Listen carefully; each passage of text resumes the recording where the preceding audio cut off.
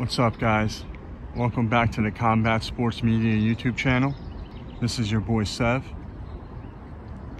And my gosh, what a beautiful day it is. What a beautiful afternoon here in New York. Summer is the most wonderful time of year. Fuck all the other seasons. Especially here in New York. But today, on this beautiful afternoon, we're going to be talking about July 17th UFC main event. Max Holloway against Yair Rodriguez. Now, this will be taking place obviously in the featherweight division, which is 145 pounds. And Max Holloway, let's talk about him for a minute. He's a future UFC Hall of Famer, one of the best featherweights ever in the sport of MMA and the UFC. And he has established himself as one of the greats. He makes his bread and butter off of his work rate. And he's predominantly a striker.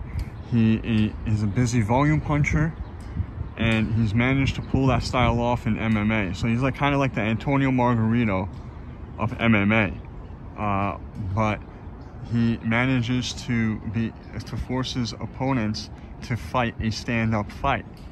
He has good takedown defense, and he just drowns his opponents with his work rate, volume punching, and he forces them to fight at an uncomfortable pace that they're not used to or comfortable with. Very good striker, very good volume puncher. And again, to me, the most impressive thing about that is he's managing to pull that style off in MMA. It's not like he's the kind of striker where, he's boxing in the octagon and looking to catch you with big punches and setting you up and stuff like that. I mean, he does some of that, but mostly he's just coming straight at you and just working you.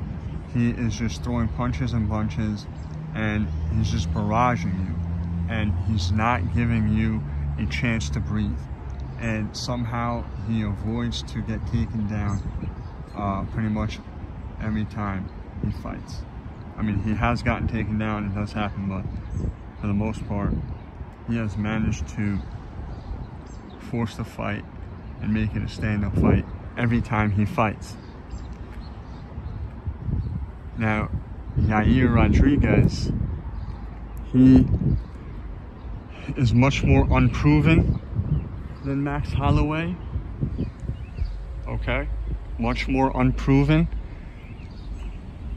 His most impressive performance, in my opinion, which isn't even that impressive, is when he finished BJ Penn in brutal fashion on a UFC Fox card, I believe, a few years back, with his striking.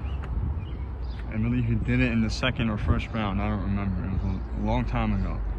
And that wasn't that impressive because BJ Penn didn't even belong in the octagon at the time. He should have been well retired.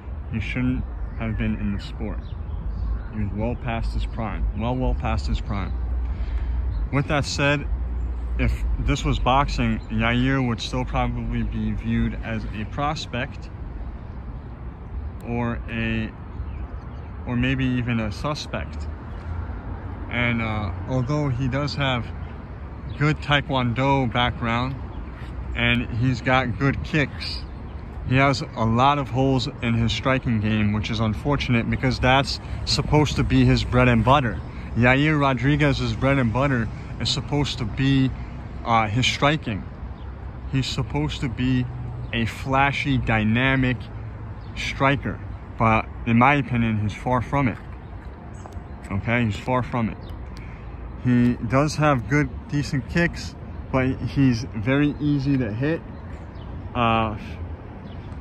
He doesn't seem to be the most durable guy, and he just has too many holes in his defense. mostly. And a lot of it comes from his offense, don't get me wrong. Like, sometimes he likes to throw kicks when he's extremely close to his opponents, where he'd be better off throwing short uppercuts or punches, and he makes himself susceptible to getting taken down or getting hit with big counter shots in return. So it's very simple. That is precisely you know, what's keeping him back, and that is gonna be the reason why he loses this fight. That's my prediction. He's gonna this style-wise, this is great for Max, because these are two strikers, and one is clearly better than the other and has less holes in the other, and has clearly mastered his style of striking more for MMA than the other. Now, if this was a Taekwondo match, Yair would probably win. However, this is a MMA fight, and I see Max Holloway eventually, most likely, finishing him and stopping him in brutal fashion. It could come in a few different ways. Well, there you have it, folks.